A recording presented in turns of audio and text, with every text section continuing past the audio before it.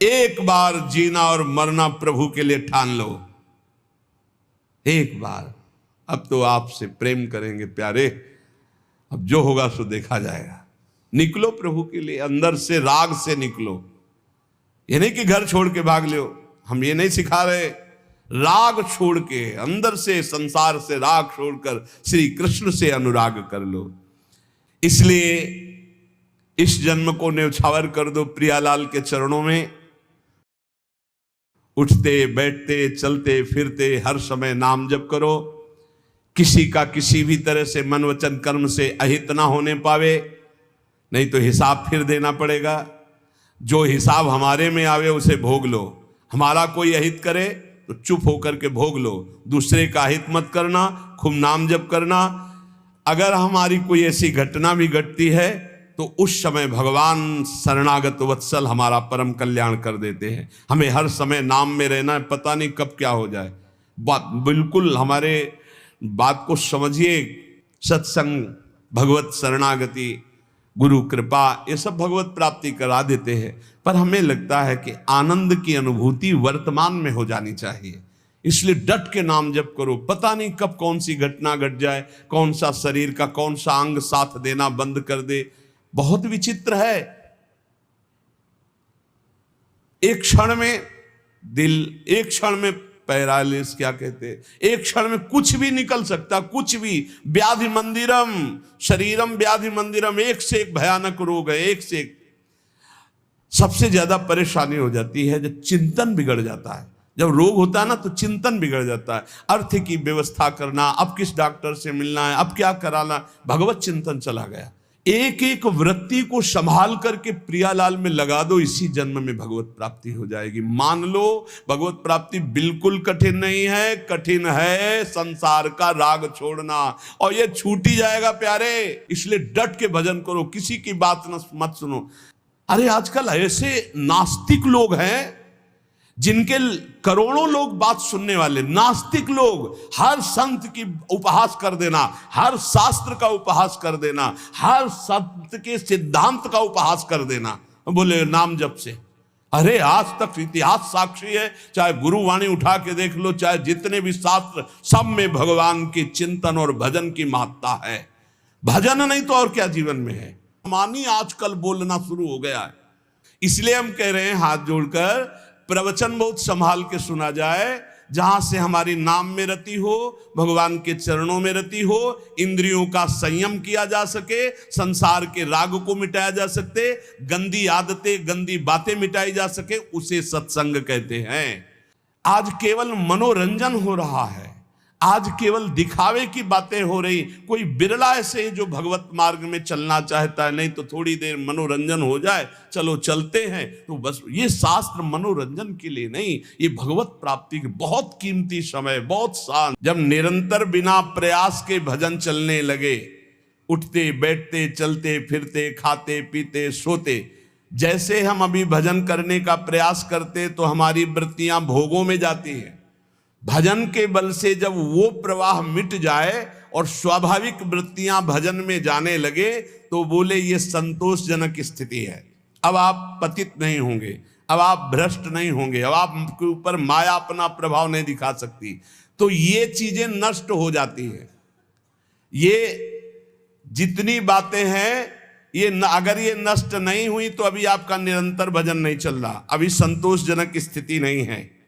क्या? लज्जा। तिलक लगाएंगे, कंठी बांधेंगे, लोग क्या कहेंगे। हे, शर्म करने की ये बात है। लोग यही तो कहेंगे कि बड़ा भगवान का भगत बनता है। ये कोई बुरी बात थोड़ी। कितनी बुद्धि खराब है तुम्हारी। अगर आप तिलक लगाए हैं, कंठी बांधे हैं, तो ये कोई निंदा की बात है? अरे तो सौभाग्य का विषय है। अगर प्राणों पे भी आ जाए तो कंठी तिलक बंधा हुआ, हमें भगवान की प्राप्ति होगी। कंठी तिलक अगर हमारे गले में बंधा हुआ तो हमें चिंता नहीं करनी। हमें अपने, यही तो बात रह गई है, जरा से चंद रुपए के लिए हम कंठी तोड़ के फेंक देंगे, क्योंकि वो ऑफिस में नहीं जाने देंगे। हे, परमात्मा की ऑफिस में जाने के लिए हम तैयारी की, क्यों नहीं जाने? सोने की जंजीर पहनने के लिए रोक है क्या? तो तुलसी की कंठी पहनने के लिए क्यों रोक है? यही समझना है हमको। हम अपनी निष्ठाओं से गिरते चले जा रहे हैं, पतित होते चले जा रहे हैं।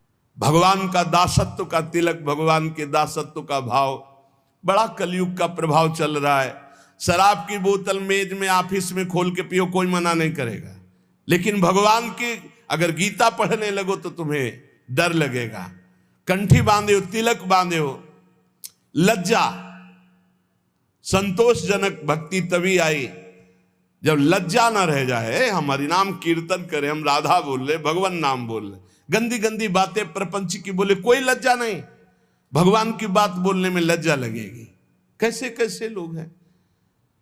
चाहे जैसे तुम जो कुछ पहन के जाओ, चाहे जैसे आप सज धज के जाओ, कोई नहीं बोलेगा, लेकिन तिलक लगा लेंगे तो लज्जा लगेगी, कंठी बांधेंगे लज्जा लगेगी, माला जप करने के लिए अगर हम काउंटर लिए तो लज्जा लगेगी। यही भगवान की विचित्र माया है जो हमारी दुर्गति कराती है। इसलिए पहला है लज्जा। भक्ति में न लाज तीन लोकन की, तीन लोगों की लाज नहीं। यहां मृत्यु लोक की तो बात जाने दो, नहीं लाज करनी चाहिए। ठसक से लगाओ रज, जो होगा मंगल होगा। भगवत मार्ग के पथिक है, सब जगह से हटा दिए जाएंगे तो ऐसी जगह खुल जाएगी जहां मंगल हो जाएगा। कानपुर जिले में नरवल है, बहुत गरीब ब्राह्मण थे, अपनी निष्ठा से रहते थे, प्रसिद्ध थे वो निष्ठा से। आज अष्ट धातु का मुरली मनोहर जी का मंदिर बना है अंदर, और बड़ा विशाल बाहर जो अन्य उससे अष्ट धातु का मंदिर, अष्ट धातु के ठाकुर, और ऐसे कीर्तन सब चलता रहता। उन्हीं के घर में खुदाई में न जाने कहां से कितना धन निकला, सब वैभव ही वैभव। जैसे पीली मिट्टी ऐसे सोने की खाने हैं इस पृथ्वी पे, सोने की, चांदी की, रत्नों की, हीरा जवाहरात की। उसके भरोसे रहो, धनी हो जाना कोई बड़ी बात है क्या? जब सब रास्ते बंद हो जाते तो एक रास्ता खुला होता है परम धनी का, पर वो रास्ता पता नहीं होता, इसलिए सब परेशान होते हैं। अगर उस महाधनी का रास्ता मिल जाए तो तुम निहाल हो जाओगे, निहाल हो जाओगे। बड़ी अलौकिक उसकी, बड़ी अलौकिक उसकी रीति है देने की, बड़ी अलौकिक रीति है। उसे गांव में कहते हैं, गांव की भाषा में, कि देता है तो छप्पर फाड़ के देता है। नहीं कहते ना, कि जब ऊपर वाला देता है तो छप्पर फाड़ के देता है, ऐसा ही कुछ देता है, पक्का समझ लो। लज्जा मत करो कि हमारी ये अगर ये तिलक कंठी और ये सब, और अगर हम ये लगाएंगे तो फिर क्या होगा। वो बादशाह देख रहा है अनंत ब्रह्मांडों का। अरे इतना तो कितना सुंदर लगता है जब भगवान का तिलक लगा करके कोई नाम जप करते दिखाई दे, लगता है इसकी चरण रज माथे पे रख ले, वो पावन दिखाई देता। भगवान का तिलक नहीं है, दुनिया के और भव बनवाए घूम रहे हो, तो इससे कोई सुंदरता है क्या तुम्हारी? नहीं, इससे सुंदरता नहीं। दुनिया के चाहे जितने भी श्रृंगार कर लो, जब तक तुम्हारा ब्रह्मचर्य ठीक नहीं, चरित्र ठीक नहीं, भजन ठीक नहीं, तो तुम्हारे चेहरे पे आकर्षण नहीं होगा, पक्का। बहुत बुरा लगता है चेहरा, जो विषयी चेहरा होता है ना, पाप करने वाला, पापाचरण वाला, वो चाहे जितना पाउडर थोप ले, चाहे जितनी भौं बनवा ले, दूर से दर्शन में सुख नहीं मिलता। और जो सात्विक चेहरा होता है, शत्रुगुण भजन परायण है, वो भले कैसे भी हो, उनके दर्शन में सुख होता है, आत्म सुख होता है। इसलिए लज्जा का पहला त्याग होता है। दूसरा घृणा। हम ये कहते हैं कि जो गलत आचरण करते हैं हमें उनसे घृणा नहीं करना है। अगर उनके गलत आचरण छूट जाए तो बहुत अच्छे हो सकते हैं। शराबी की शराब छूट गई तो शराब घृणा योग्य थी, शराबी थोड़ी था। शराब छूट गई, बहुत अच्छा आदमी हो गया। मांस खाना छूट गया, बहुत अच्छा आदमी हो गया। वो चोरी करना छोड़ दिया, बहुत अच्छा आदमी हो गया। हमें घृणा नहीं करनी, हमें प्रीति करके जिनसे घृणा करवानी, उन पदार्थों से, उन क्रियाओं से, उन वस्तुओं से घृणा करा के उसे महान बनाने का रास्ता देना। भक्त कभी किसी से घृणा नहीं करता, वो उन कारणों को छुटवाता है जिससे वो घृणा का पात्र बन रहा है। तो वो तभी छूटेगा जब हमारी प्रियता होगी उस पर। सब जीवन शोक प्रीति। तीसरा है कुल। कुल का अहंकार नहीं होना चाहिए, इससे कुछ नहीं होता। जो कुलाभिमानी है, जाति अभिमानी है, इससे कुछ नहीं होने वाला है। ये संस्कृति आवागमन का हेतु ही है, ये जाति अभिमान है, कुल अभिमान है। अपने धर्म का पालन करो, अभिमान मत करो। सबके समान पांच भौतिक शरीर हैं, सब में समान भगवान का अंश विराजमान है, अलग अलग सेवाएं, अलग अलग व्यवहार है, लेकिन आप घृणा मत करो, आप अभिमान मत करो अपने ऊपर। जो निरंतर भगवत भजन करता है वो सबही मान प्रद आप अमानी। कोई उसको प्रणाम करे तो अच्छा नहीं लगता, लेकिन वो दूसरों को प्रणाम करने में बहुत सुख का अनुभव करता है। दूसरे को सम्मान देना, दूसरे को प्रणाम करना, सबसे छोटा अपने को मानना, ये भजन करने वाले का लक्षण होता है। और देह भाव, ज्यादा देह प्रियता नहीं होनी चाहिए। देह भगवत सेवा का पात्र, इसलिए इसे संभाल के तो रखना है, क्योंकि अपने लोग वैष्णव हैं। भगवत सेवा इसी शरीर से होती, भजन इसी शरीर से होता है, हम कीर्तन इसी शरीर से करते हैं, संत सेवा, गुरु सेवा इसी शरीर से होती, इसलिए इस शरीर को हम प्यार करते हैं।